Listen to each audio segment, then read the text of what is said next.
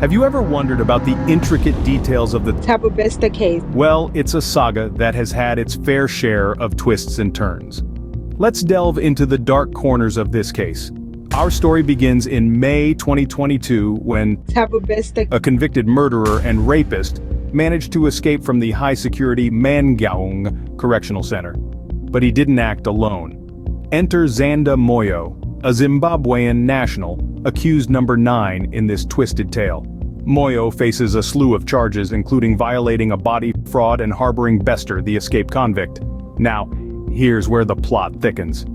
Just as the pre-trial conference in the High Court in Bloemfontein was about to kick off, Moyo's lawyer threw in the towel and withdrew from the case. Quite the dramatic turn of events, don't you think? A clear indication of the rocky start this case has had, wouldn't you agree? But escape isn't the only controversy surrounding the Mangaung Correctional Center. Reports suggest a sinister underbelly to this institution, with top officials implicated in a money-for-jobs scandal. Not only were they allegedly pocketing cash in exchange for employment, but they're also accused of running a sex ring and soliciting protection fees from inmates. But the corruption doesn't stop there. A plot to unfairly implicate long-serving colleagues was supposedly hatched, potentially to prevent them from receiving benefits. The depth of malfeasance is astounding. A leaked bank statement provides further evidence of these allegations, revealing payments from an inmate to several officials. This list includes the head of security, an internal investigator, and officials from human resources and operations. Adding another layer to this intricate scandal, a cell phone, allegedly belonging to the paymaster inmate, was handed over to correctional services controllers. What secrets this device holds remains to be seen. And with that, we conclude our brief journey through the tangled web of the Thabo Bester case. A saga of crime and corruption. Indeed.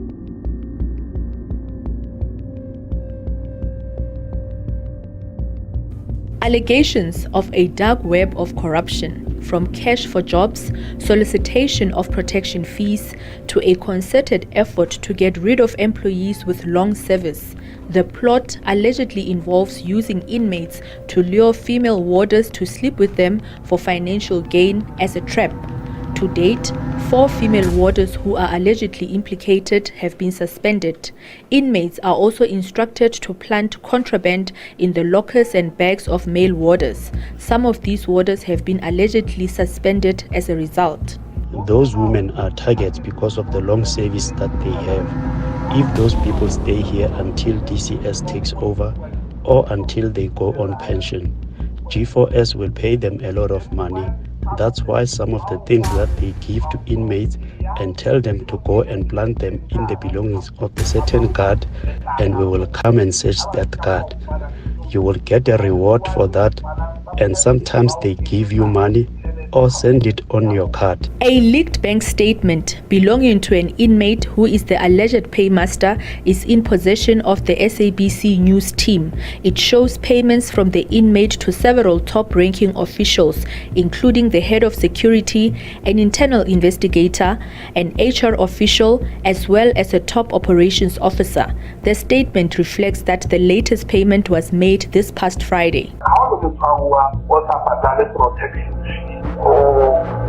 If you are an inmate who does not pay protection fee, you will become their victim.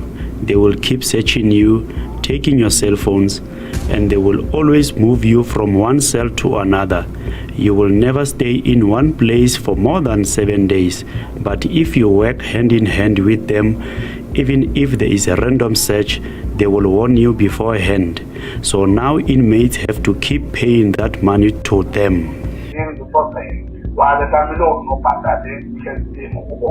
Nkuru has also cast aspersions on the investigation into the Thabo Bester escape from the prison. He says the police did not conduct a thorough investigation, but instead relied on the internal investigation report from G4S officials. But having put